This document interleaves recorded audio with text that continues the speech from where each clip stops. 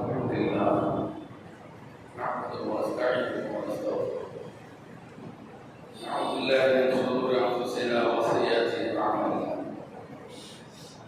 من يهده الله فلا مضل له ومن يضلل فلا هادي له واشهد ان لا اله الا الله وحده لا شريك له واشهد ان محمدا عبده ورسوله اللهم صل على محمد وعلى ال محمد كما صليت على ابراهيم وعلى ال ابراهيم انك حميد مجيد اللهم بارك على محمد وعلى ال محمد كما باركت على ابراهيم وعلى ال ابراهيم انك حميد مجيد اما بعد فقد قال الله تعالى في القران العظيم اعوذ بالله من الشيطان الرجيم اتقوا الله الذي تساءلون به والارحام ان الله كان عليكم رقيبا اتقوا الله وقولوا قولا سديدا يصلح لكم اعمالكم ويغفر لكم ذنوبكم ومن يطع الله ورسوله فقد فاز فوزا عظيما اتقوا الله حق تقاته ولا تموتن الا وانتم مسلمون ومن اهل الكتاب من ان تامن بقنطار يؤديه اليك ومنهم من ان تامن بدينار لا يؤدي اليك الا ما دمت عليه قائما ذلك بانهم قالوا ليس علينا في الاميين السبيل ويقولون على الله الكذب وهم يعلمون கணிதத்துடைய எல்லாம் அல்ல அல்லாஹ் நல்லடியார்களே அல்லாஹ்வுடைய பேரருளால் அல்லாஹ்வுடைய மார்க்கத்தை அறிந்து கொள்வதற்காக ஜும்மாவை முன்னிட்டு அல்லாஹ்வுடைய ஆலய மஸ்ஜித் முபாரக்கில் நாம் அமர்ந்திருக்கிறோம். இந்த வாய்ப்பை வழங்கிய எல்லாம் அல்ல அல்லாஹ்வுக்கே அறிவித்துக் கொள்வதற்காக ஒட்டுமொத்த மனித சமூகத்தை நெறிப்படுத்துவதற்காக வழிகாட்டியாக அருளாக அறிவுரையாக இறக்கப்பட்டதுதான் அல் குர்ஆன். முஸ்லிம்கள் அதை தங்களுடைய உயிரினு மேலாக நம்பிக்கை கொண்டார்கள். அதன் அடிப்படையில் வாழ வேண்டும் என்று முடிந்த அளவுக்கு அல்லாஹ்வை பயந்து வாழ்வோரும் இருக்கிறார்கள். இந்த நேரத்தில் ஒரு சில செய்திகளை இங்கு நாம் அனைவரும் அசை கொடுத்து பார்க்க கடமைப்பட்டிருக்கிறோம். அல்லாஹ்வுடைய தூதர் அவர்கள் மக்காவிலிருந்து மதீனாவுக்கு கடத்தப்பட்டதற்கு பிறகு ஒட்டுமொத்த மதீனத்து மக்களும் அவர்களுடைய தலைமையை ஏற்றுக்கொண்டார்கள். அவரை தங்களுடைய ஆன்மீக வழிகாட்டியாக மட்டுமல்லாமல் தங்களை ஆளக்கூடிய அரசராக நாட்டின் ஜனாதிபதியாக ஏற்றுக்கொண்டார்கள். மதீனத்தை சுற்றி வேதக்காரர்கள் என்று சொல்லப்படக்கூடிய யூத கிறிஸ்தவர்கள் வாழ்ந்திருக்கிறார். நபி அவர்கள் முடிசூடா மன்னராக ஆனதற்கு பிறகு அவர் அந்த நாட்டை வழிநடத்துவதற்கான வரைமுறைகளை சட்டங்களை தன்னுடைய சுய விருப்பு வெறுப்புக்கு உட்படுத்தாமல் அல்லாஹ் வழங்கிய அரசமைப்பு சட்டத்தை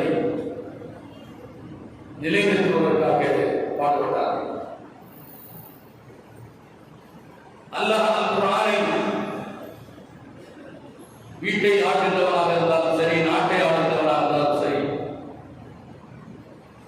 அவன் எப்படி ஆள வேண்டும், நிர்வாகம் செய்ய வேண்டும் என்கிற ஒரு சட்ட வழிமுறையை கொண்டதாகத்தான் நபி அவர்களுக்கு வழங்கியிருக்கிறார்.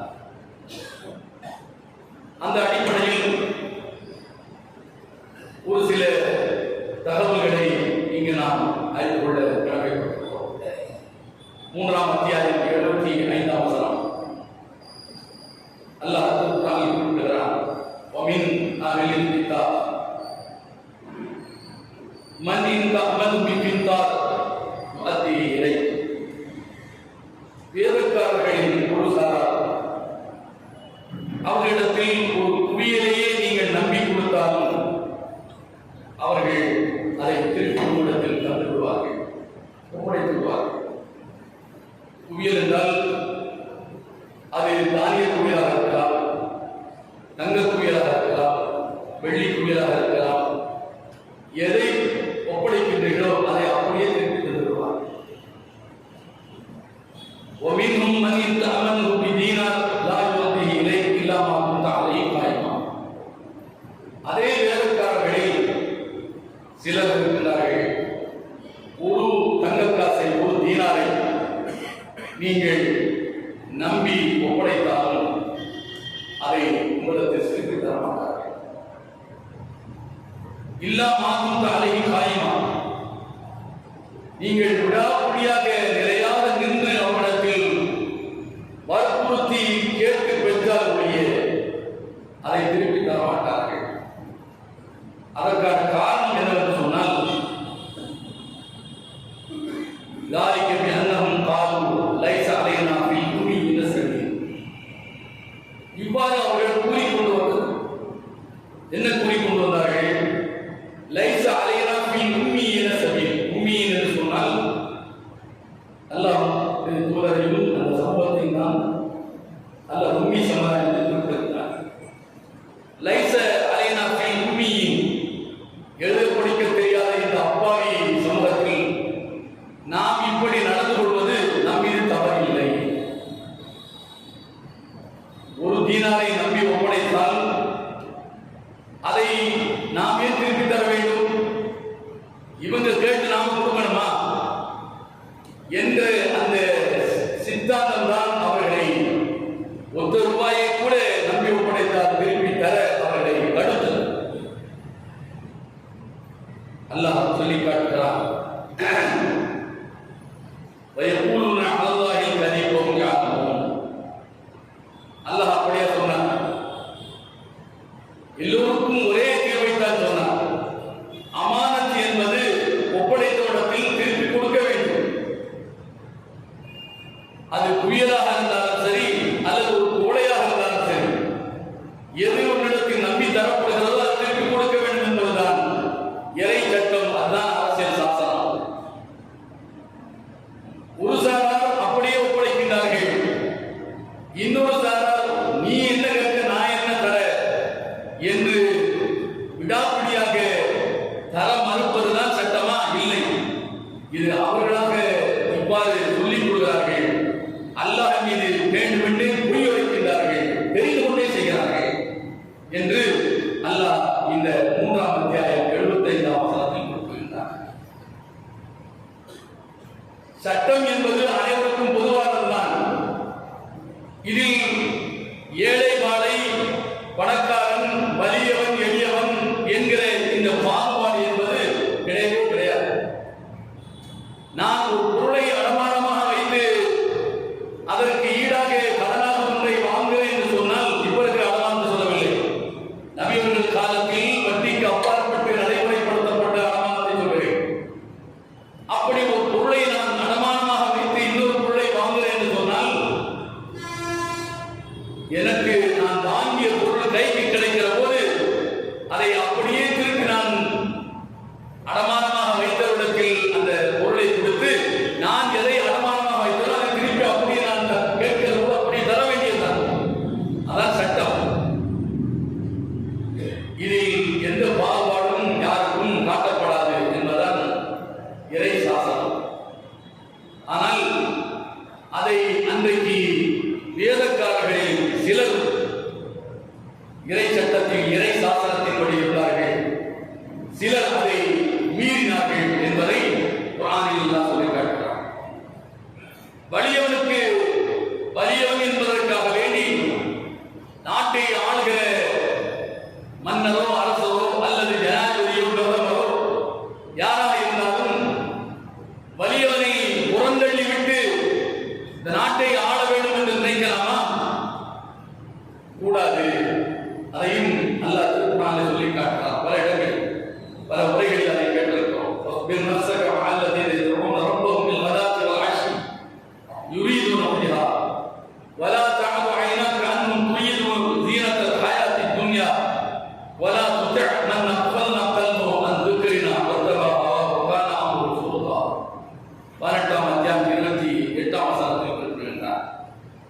முகமதே, காலையிலும் மாலையிலும் இறைவன் இறைவன் அல்லாஹ் என்று துதித்துக் கொண்டிருக்கிறவர்களை அரவணைத்துக் கொள்ளுங்கள், அவர்களோடு சகித்திருங்கள்.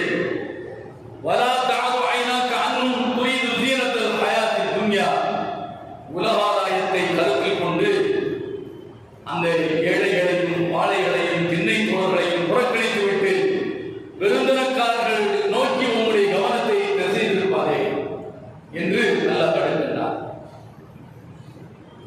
வலா துதி' மன் அக்பல்னா கல்பஹு அன் திக்ரினா வத்தபா ஹவாஹு வகான அம்ருஹு ஃபுர்தா, நம்மை நினைப்பதை விட்டு எவர்கள் தங்களுடைய உள்ளத்தை திசை திருப்பி மனோஇச்சையை பின்பற்றுகின்றார்களோ அவர்களுக்கு நீ கட்டுப்படாதே என்று அல்லாஹ் சொல்றார். இவர்கள் ஏழைகள், நம்மை எதிர்க்கின்றவர்கள் அல்லது இன்னொரு சாரார் பணக்காரர்கள், இவர்கள் பெரும் முதலாளிகள், பெரும் முதலாளிகளைத்தான் அரவணைக்க வேண்டும். குரு தொழில் செய்யக்கூடியவர்களை, குடிசையில் இருக்கின்றவர்களை புறக்கணிக்க வேண்டும் என்கிற இந்த பாகுபாடு கொண்ட பார்வை ஒரு ஆட்சியாளத்தில் அதிகாரத்தில் இருக்கிறவர்கள் கூடாது என்று அல்லாஹ் இந்த வசனத்திலே குறிப்பிடுகின்றார். இதெல்லாம் நபிகள் நாயகம் ஸல்லல்லாஹு அலைஹி வஸல்லம் அவர்கள் ஒரு ஆட்சியாளராக, ஒரு ஜனாதிபதியாக முடிசூடிக் கொண்ட மதீனாவில் அவர்களுக்கு சொல்லப்பட்ட இறை சாசனம் என்பதை நாம் கவனத்தில் கொள்ள வேண்டும். அதை போன்று பல்வேறு கொள்கை கோட்பாட்டுக்கு சொந்தக்காரர்கள் வாழக்கூடியதுதான் ஒரு நாடு. ஒத்த கருத்துடையவர்கள் நிச்சயமாக ஒரு நாட்டில் வாழ்வது சாத்தியமற்றது. ஒத்த கருத்துக்கு நேர் முரணானவர்கள் இருப்பார்கள். ஒத்த கருத்துடைய என்று சொன்னால் எல்லோரும் முஸ்லீமா, உலகத்தில் 700 கோடி மனிதர்களும் முஸ்லீமாக இருந்துவிட வேண்டியதுதானே? யாரும் அப்படி இருக்க முடியாது. 700 கோடி மனிதர்களும் கிறிஸ்தவர்களாக இருந்துவிட வேண்டியதானே? யாரும் இருக்க முடியாது. 200 கோடி அல்லது இந்தியாவில் இருக்கக்கூடிய 150 கோடி இந்தியர்களும் இந்துக்களாகவே இருந்துவிட்டு போக வேண்டியதானே? யாரும் அப்படி இருக்க முடியாது. இது அவனுடைய மனநிலையை பொறுத்தது, அவனுடைய சிந்தனையை பொறுத்தது, அவனுடைய எண்ணங்களை பொறுத்தது, விருப்ப வெறுப்பை பொறுத்தது. இதை உள்வாங்கிக் கொண்டதுதான் இஸ்லாமிய அரசியல் சாசனம். இதை மிக தெளிவாக வரையறுத்து செல்லக்கூடியதுதான் இந்த குர்ஆன் என்கிற இறை சாசனம். இதைத்தான் அல்லாஹ்வுடைய தூதருக்கு அல்லாஹ் திருக்குர்ஆனிலே சொல்லி காட்டுகிறார். யூத கிறிஸ்தவர்கள் அல்லாஹ்வுடைய தூதர் வாழ்ந்த காலத்தில் வாழ்ந்தார்கள். ஏன் அவர்கள் யூதர்களை கோபத்துக்குள்ளானவர்கள் என்றும் கிறிஸ்தவர்களை வழிகட்டவர்கள் என்றும் ஒவ்வொரு தொழுகையில் நாம் ஏன் பிரார்த்திக்க வேண்டும், அதை ஏற்றுக்கொள்ள என்று அல்லாஹ்விடத்தில் நாம் ஏன் கோரிக்கை வைக்க வேண்டும், கரீம் மஹ்மூபி அலைஹிம் வலல்லாஹின் ஆமீன் ஏன் சொல்ல வேண்டும்? அவர்கள் மாற்று கருத்து இருந்திருக்கிறார்கள். அல்லாஹ்வுடைய கோபத்துக்கு ஆளானவர்கள் நபியுடைய காலத்தில் வாழ்ந்திருக்கிறார்கள். வழிகட்டு போன திரித்துவம் தான் கிறிஸ்தவம் என்று சொல்ல அந்த வழிகட்ட கிறிஸ்தவர்கள் நபியுடைய காலத்தில் வாழ்ந்திருக்கிறார்கள். அவர்களுக்கெல்லாம் சேர்ந்த ஆட்சியாளனாகத்தான் அல்லாஹ்வுடைய தூதர் அவர்கள் ஆட்சி செய்தார்கள். அவர்களுடைய கருத்துக்களையும் மதித்த ஒரு ஆட்சியாளர் தான் அல்லாஹ்வுடைய தூதர் அவர்கள். அல்லாஹ்வுடைய தூதர் அவர்கள் அப்படி அவர்கள் சுயமாக அந்த முடிவுக்கு வந்தார்களா என்றால் இல்லை. அல்லாஹ் தான் அந்த முடிவை நடைமுறைப்படுத்த வேண்டும் என்று நபிக்கு அல்லாஹ் சொல்லி காட்டுகிறார். அல்லாஹ் திருக்குர்ஆனில் 6ஆம் அத்தியாயம் 108ஆம் வசனத்தில் குறிப்பிடுகின்றார். வலா தஸுபுல்லதீன யதுஊன ரப்பஹும், நீங்கள் வலா தஸுபுல்லதீன யதுஊன மின் தூனில்லாஹி ஃபயஸுபுல்லாஹ அதுவம் பிகைரி இல்மின்.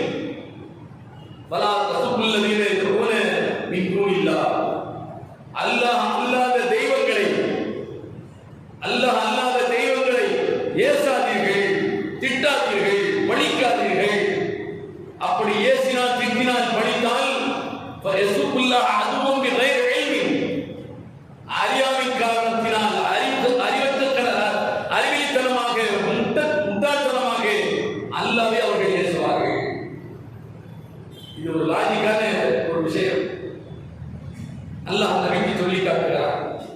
நபிகள் நாயகம் ஸல்லல்லாஹு அலைஹி வஸல்லம் அவர்கள் ஒரு ஹதீஸில் குறிப்பிடுவதை நாம் கேட்டிருக்கிறோம். நீயே உன்னுடைய பெற்றவர்களை சபிக்காதே, திட்டாதே. நான் எப்படி என் பெற்றோர்களை நான் சபிப்பேன், திட்டுவேன்? என்னை பெற்றோர்களை நான் சபிப்பேனா?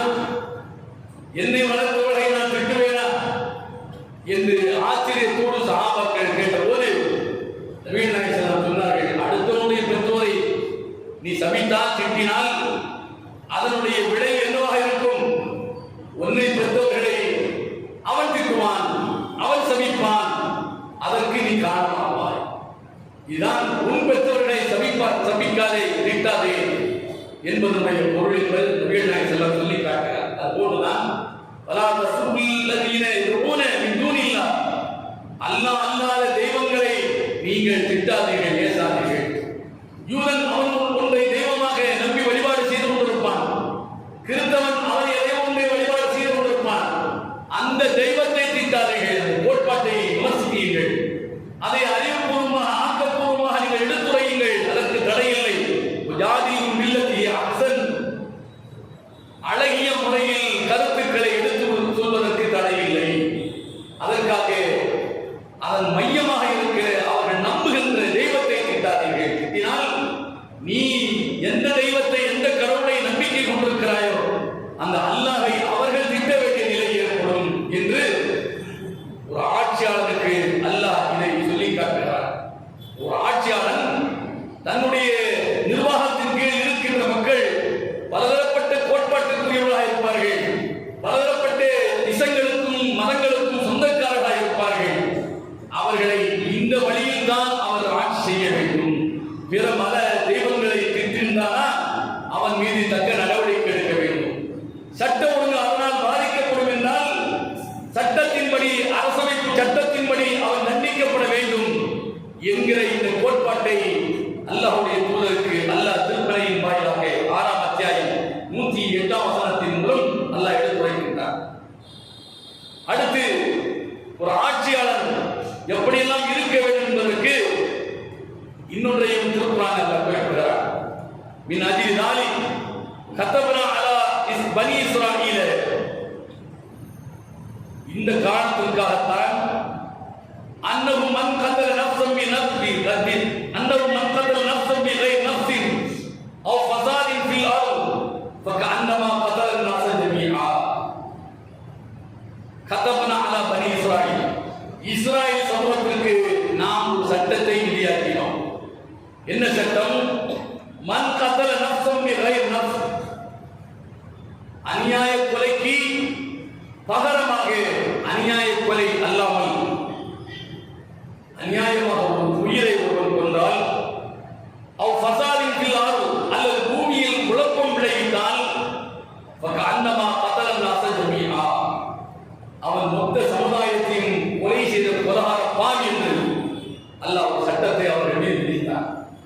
சும்மா இருக்கிறவன் அநியாயமாக அடித்து கொலை செய்தால் அந்த கொலையாளியை உடனடியாக தண்டிக்க வேண்டும். உச்சந்தியில் நிறுத்தி அவன்தான் கொன்றான் என்று நிரூபிக்கப்பட்டால் பழிக்கு பழி அவன் தலையை வெட்டி சாய்க்க வேண்டும்.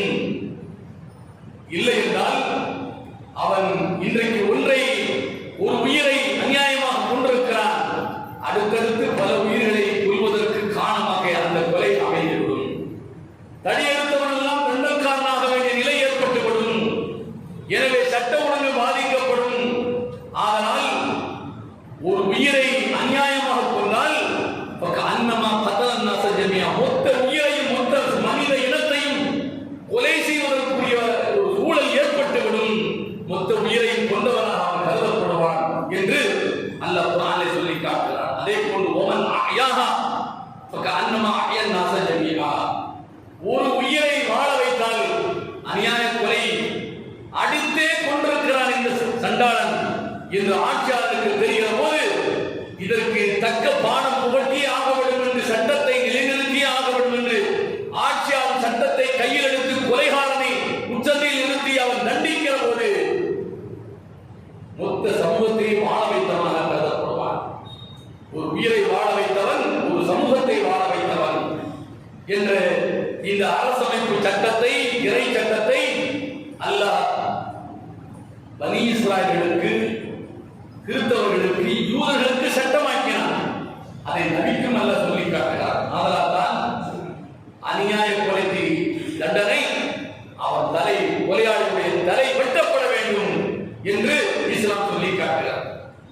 இப்படி பல்வேறு அரசமைப்பு சட்டத்தை உள்ளடக்கியதான் இந்த அல் குர்ஆன்.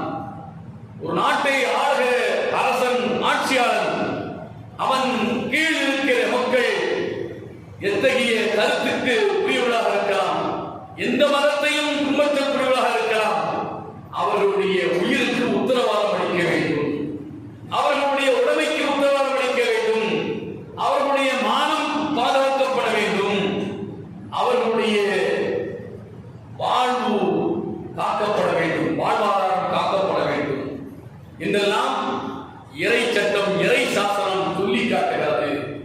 ஆனால் இவைகளெல்லாம் கடந்த 10 ஆண்டு கால ஆட்சியில் இந்தியாவில் இங்கு சொல்லப்பட்டிருக்கிற இந்த அரசமைப்பு சட்டத்தின்படி இந்த நாடு ஆளப்பட்டிருக்கிற பாசிசவாதிகளால் என்றால் இல்லை என்றே சொல்ல வேண்டும். அதற்கு ஒரு சில செய்திகளை இங்கு நான் கோடிட்டு காட்ட கடமைப்பட்டிருக்கிறேன். இது காலத்தின் கட்டாயம் என்ற அடிப்படையில் 150 எம்பிக்கள் மக்களவையில் 150 எம்பிக்களை இடைநீக்கம் செய்து ஒரு 3 சட்ட திருத்தம் கொண்டு வரப்பட்டது.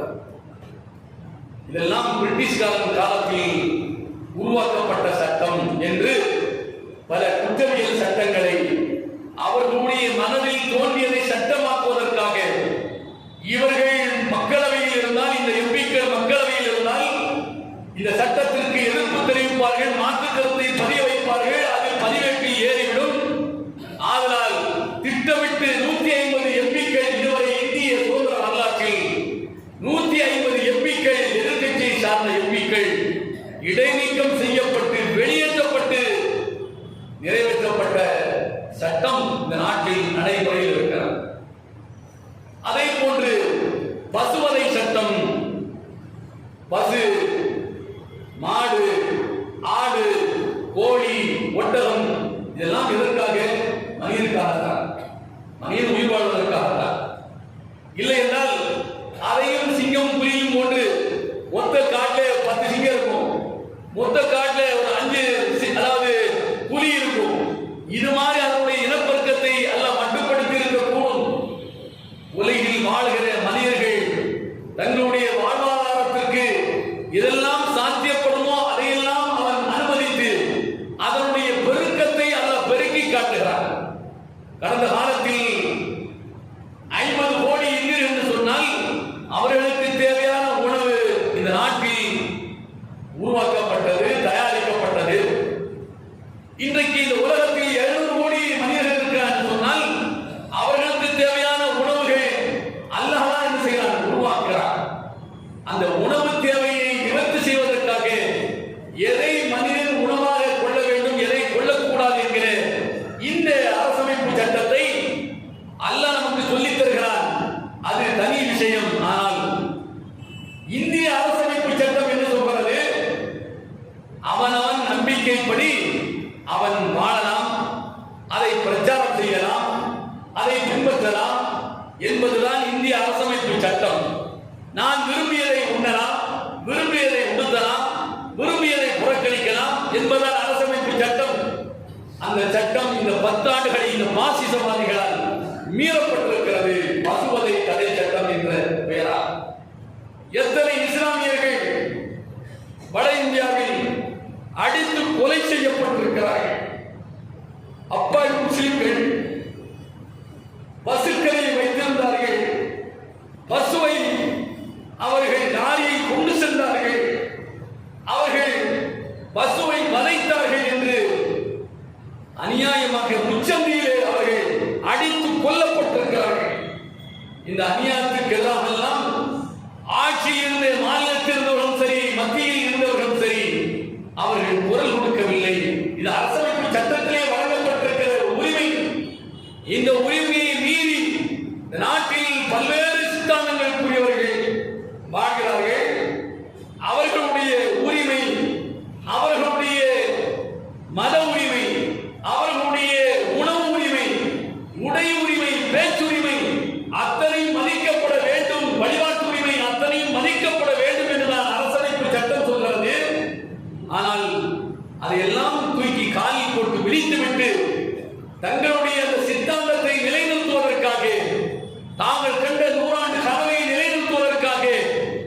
அவர்கள் இந்த பசுவதை தடை சட்டத்தை கொண்டு வந்தார்கள். எந்த அளவிற்கு என்று சொன்னால், இந்த தடை சட்டம் கொண்டு வந்ததற்கு பிறகு பசுவை எவனாவது வதை செய்தால் அல்லது அதை அறுத்தால் குஜராத்தில் 7 ஆண்டுகள் சிறை தண்டனை என்பது மாற்றப்பட்டு ஆயுள் தண்டனை என்கிற அளவிற்கு போய்விட்டது. பாஜக ஆளக்கூடிய மாநிலங்களில் மனிதனை முச்சந்தியிலே அநியாயமாக அடித்து கொலை செய்கிறான். அதற்கு சட்டம் கொண்டு வந்து அதை தண்டிக்க வக்கற்ற இந்த பாசிச சக்திகள் போயும் மனிதன் வாழ்வதற்காக கடவுளால் படைக்கப்பட்ட இந்த உயிரினத்தை தன் தேவைக்காக, உணவு தேவைக்காக அறுத்து அதை உணவாக சமைத்து புசிக்கின்றவனை ஆயுள் தண்டனை கைதியாக சிறையில் அடைக்க வேண்டும் என்கிற ஒரு சட்டம் கொண்டு வரப்பட்டதனுடைய நோக்கம், இந்த நாட்டில் நம்முடைய சித்தாந்தத்திற்கு எதிராக எவன் இருந்தாலும் சரி அவனை சிதைக்கு சின்னப்படுத்தி ஒரு கோட்பாட்டை, ஒரு சித்தாந்தத்தை, ஒரு மதத்தை, அதன் சட்டத்தை நிலைநிறுத்த வேண்டும் என்கிற அந்த ஒரு குறிக்கோளை தவிர வேறொன்றும் இல்லை என்பதைத்தான் இது காட்டுகிறது. அது மட்டுமல்ல, இது போன்று நிறைய சட்டங்கள், அதை பட்டியலிடுவதற்கான நேரம் இந்த நேரம் அல்ல என்பதை இருந்தாலும் சிலவைகளை இங்கு குறிப்பிட நான் கடமைப்பட்டிருக்கிறேன். திருமண சட்டம் என்று ஒன்று கொண்டு வந்தார்கள். என்ன திருமண சட்டம்? அதாவது பொது சிவில் சட்டம், காமன் சிவில் கோட் என்று கொண்டு வந்தார்கள். இப்போ நமக்கு தனியான திருமண சட்டம் இருக்கிறது. ஒரு பெண் ஒரு ஆணை விரும்பவில்லை என்றால் அவள் அந்த ஜமாத்துடைய தலைவரிடத்தில் எனக்கு இவரோடு வாழ விருப்பம் இல்லை என்று வாங்கிய அந்த திருமண கொடையை, மகரை திருப்பி கொடுத்து விட்டு போய்கொண்டே இருக்கிறார். அந்த ஜமாத்து தலைவர் மணமகனை அழைத்து, உன்னோடு அவள் வாழ விரும்பவில்லை, நீ கொடுத்த மகர் திருமண கொடை இந்த அப்படி போய்கிட்டு என்று சொல்லலாம். அதை போன்று ஒரு கணவன் மனைவியோடு வாழ விரும்பவில்லை, 4 கட்டங்களை தாண்டி விட்டது, அவளை எப்பொழுதாவது தன் வழிக்கு கொண்டு வந்து அவளோடு வாழ வேண்டும் என்கிற முயற்சி அத்தனையும் தோற்று போய்விட்டது. இந்த கட்டத்தில் அவளை தலாக் என்கிற விவாதத்தை செய்யலாம். இதெல்லாம் நமக்கு தரப்பட்டிருக்கிற சட்டங்கள். அதே போன்று வாரிசுரிமை சட்டம், என்னுடைய பெற்றோர்களுடைய சொத்துக்கு யாரெல்லாம் வாரிசு, உங்களுடைய பெற்றோருடைய சொத்துக்கு யாரெல்லாம் வாரிசு, எந்த விகிதாச்சாரத்தில் அது பங்கிடப்பட வேண்டும் என்கிற அந்த வாரிசுரிமை சட்டம் அது நமக்கு தனியாக இருக்கிறது. அது திருக்குர்ஆனில் சொல்லப்பட்டிருப்பது முகமதியன் லா என்கிற அந்த பெயரில் இப்போதும் நீதித்துறையில் நடைமுறையில் இருக்கிறது. இப்படியெல்லாம் இருக்கக்கூடாது. எல்லோருக்குமான ஒரு சட்டம், பொது சிவில் சட்டம் என்று ஒரு பொது சிவில் சட்டத்தை கொண்டு வருகிறார்கள். அது இந்த திருமண சட்டமும் ஒன்று. இந்த சட்டத்தை எதற்காக கொண்டு வருகிறார்கள்? பிஜேபி ஆளுகிற மாநிலங்களில் இந்த திருமண சட்டம் என்கிற பெயரால் மதமாற்ற தடை சட்டத்தை கடுமையாக்கினார்கள். அரசமைப்பு சட்டமே சொல்கிறது, நான் விரும்பிய கருத்தை ஏற்கலாம், அதை பின்பற்றலாம், அதை பிரச்சாரம் செய்யலாம். ஆனால் இந்த திருமண சட்டம் என்ற ஒன்றை கொண்டு வந்து 2017 ஒன்றை கொண்டு வந்து எவனும் இந்து மதத்திலிருந்து முஸ்லிமாக மாறிவிடக்கூடாது, எவனும் இந்து மதத்திலிருந்து கிறிஸ்தவனாக மாறிவிடக்கூடாது என்று மதமாற்ற தடை சட்டத்தை கடுமையாக்கினார்கள். ஒரு இந்து பெண்ணை ஒரு முஸ்லிம் விரும்புகிறார் என்று சொன்னால், ஒரு கொஞ்சம் வீரமுள்ள ஒரு முஸ்லிமாக இருந்தால் அவளை என்ன, என் மார்க்கம் இப்படித்தான் உன்னை மணக்க சொல்லி இருக்கிறது என்று சொல்கிற போது அதை புரிந்து விளங்கி அவள் என்ன முஸ்லிமாக மாறுவாள். அவளை அவன் முஸ்லிமாக மாற்றி பிறகு திருமணம் செய்து கொள்வான். இதுதான் கடந்த காலத்தில் நடைமுறையில் இருக்கிறது, இப்போதும் இருக்கிறது. ஆனால் இந்த திருமண சட்டம் கொண்டு வரப்பட்டதற்கு பிறகு அந்த செயலை செய்யக்கூடியவன் கொடுஞ்சட்டத்தால் அவன் தண்டிக்கப்படக்கூடியவன் என்று பிஜேபி ஆளுகிற மாநிலங்களில் இந்த மதமாற்ற தடை சட்டத்தின் மூலமாக அது நடைமுறையில் இருப்பதை நாம் பார்க்கிறோம். இது மட்டுமல்ல, விருப்பமானவர்களை திருமணம் முடித்துக் கொள்வதற்கு அங்கு இடமே இல்லை. சமீபத்தில் உத்தரகாண்டில் பிஜேபி ஆளுகிற உத்தரகாண்டில் பொது சிவில் சட்டம் நடைமுறைக்கு கொண்டு வந்து இந்த சட்டத்தை எல்லா மதத்தினருக்கும் பொதுவானது, நான் கேட்கிறேன், எல்லா மதத்திற்கும் பொதுவானது என்று சொன்ன அந்த உத்தரகாண்ட் பிஜேபி அரசு, அதாவது பழங்குடியினத்தவர்களுக்கு மட்டும் விதிவிலக்கு என்று என்ன செய்தார்கள், தங்களுடைய சட்டசபையிலே அதற்கு ஒரு விதிவிலக்கு அளித்து தீர்மானத்தை நிறைவேற்றியிருக்கிறார்கள். ஏன் அவர்களுக்கும் சேர்த்து இந்த பொது சிவில் சட்டத்தை நடைமுறைப்படுத்த வேண்டியதுதானே? அப்ப இது முஸ்லிம்கள் மட்டும்தான் இதில் குறிவைக்கப்படுகிறார்கள். பழங்குடியினர் இந்த பொது சிவில் சட்டத்தில் உள்ளடக்கப்படுவார்கள் என்று சொன்னால் அவர்கள் வெகுண்டெழுவார்கள். அவர்களுடைய எதிர்வினையை இவர்களால் தாக்குப்பிடிக்க முடியாததைத்தான் பார்த்தோம் மணிப்பூரில். அவர்களுடைய எதிர்வினையை தாக்குப்பிடிக்க முடியாமல், அதாவது மைனேரி சமூகத்தை அவர்களும் இந்த பழங்குடியின சமூகமாக கருதி அவர்களுக்கு அரசு பதவிகளில், அரசு அதாவது வேலை வாய்ப்புகளில் இடஒதுக்கீட்டை உயர்நீதிமன்றமே அறிவித்தது, அவர்களுக்கும் வழங்க வேண்டும் என்று. பல மாதங்களாக போராட்டங்கள், பல்வேறு உயிர்கள் பழிவாங்கப்பட்டன. ஆனாலும் அவர்கள் தளராமல் போராடியதனுடைய விளைவு, எந்த உயர் நீதிமன்றம் அவர்களுக்கு இடஒதுக்கீட்டை வழங்க வேண்டும், உயர் ஜாதியினர்களையும் பழங்குடியினர்களாக கருதி இடஒதுக்கீட்டை வழங்க வேண்டும் என்று சொன்னதோ, அந்த உயர் நீதிமன்றமே தான் சொன்னதை திரும்ப பெற்றுக் கொண்டதை பார்க்கிறோம். அவர்களுக்கு இந்த பாச்சா பலிக்காது என்பதை தெரிந்து கொண்டுதான் உத்தரகாண்ட் அந்த பாசிச அரசு இந்த பொது சிவில் சட்டத்தில் அவர்களுக்கு மட்டும் விதிவிலக்கு இப்படி அடுக்கிக் கொண்டே போகலாம். அது மட்டுமல்ல, 2019 பிஜேபி அரசு வந்ததற்கு பிறகு பண மோசடி வழக்கு ஒன்றை திருத்த சட்டம் ஒன்று கொண்டு வருகிறார்.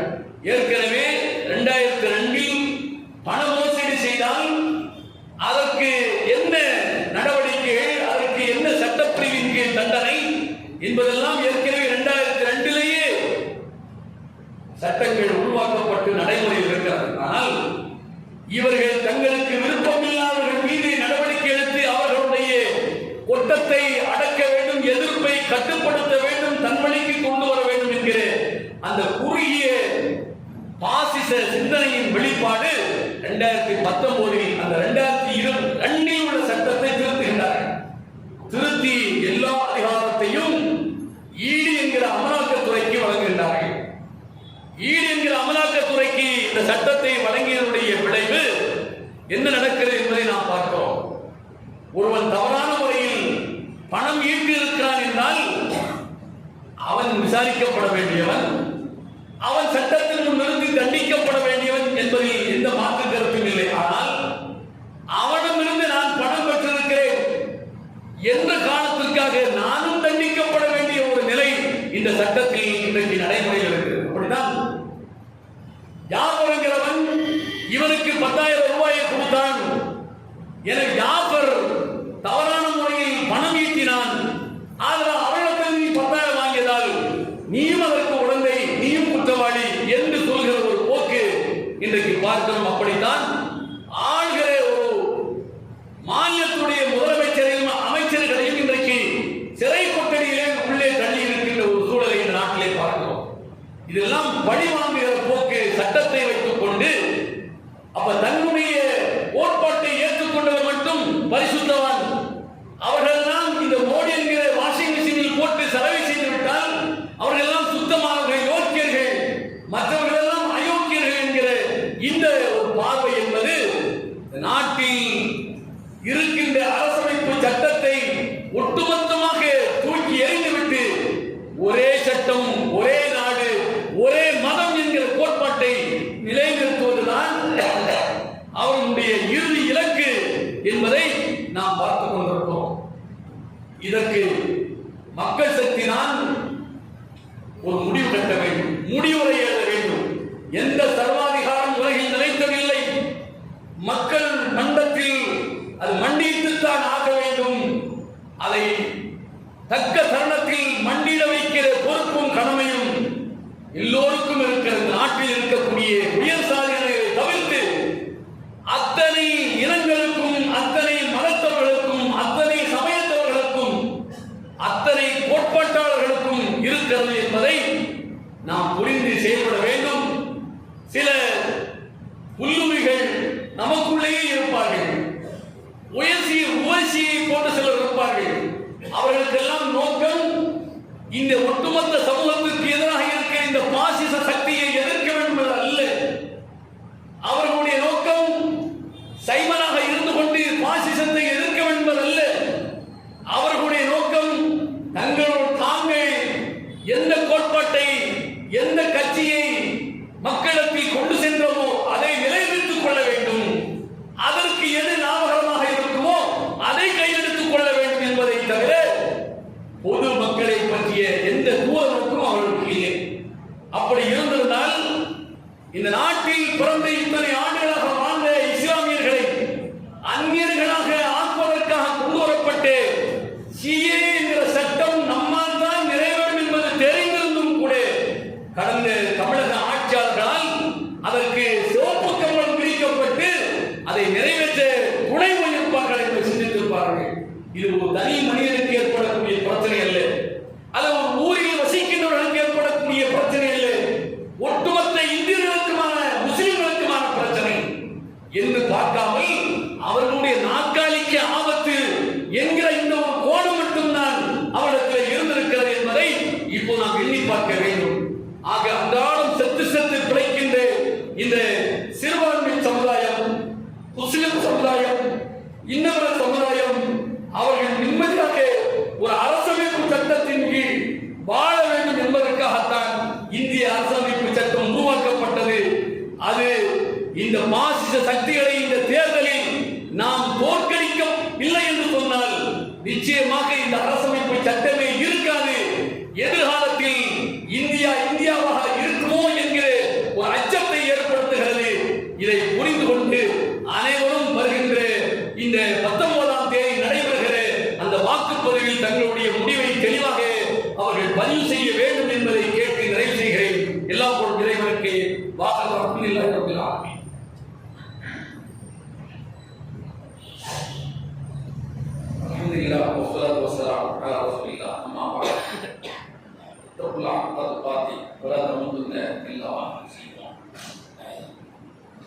கண்ணியத்துக்குரிய சகோதர சகோதரிகளே, அல்லாஹ்வுடைய பேரருளால் கடந்த ஒரு மாத காலம் நாம் நோக்கிருந்து நம்முடைய கடமையை நிறைவேற்றியதோடு நம்முடைய குற்றங்கள் மன்னிக்கப்பட வேண்டும் என்ற அடிப்படையில் நாம் கடந்து வந்திருக்கின்றோம். அதே போன்று சவால் முதல் நாளுக்கு பிறகு இந்த சவாலுடைய ஏனைய நாட்களில் 6 நோன்பு நோக்கின்றவர்களுக்கு வருடமுழுக்க நோன்புற்ற நன்மை இருக்கிறது என்று நபிகள் ஸல்லல்லாஹு அலைஹி வஸல்லம் அவர்கள் கூறியிருக்கிறார்கள். அந்த நோன்பை நோக்கின்ற நோன்பாளிகளுக்காக நம்முடைய முபாரக் பள்ளி, தக்வா பள்ளி, மசூர் ரஹ்மான் சீனா பள்ளியில் ஏற்பாடு செய்யப்பட்டிருக்கிறது. நோன்பாளிகள் பயன்படுத்திக் கொள்ளுமாறு கேட்டு நிறைவு செய்கிறேன். வாசல்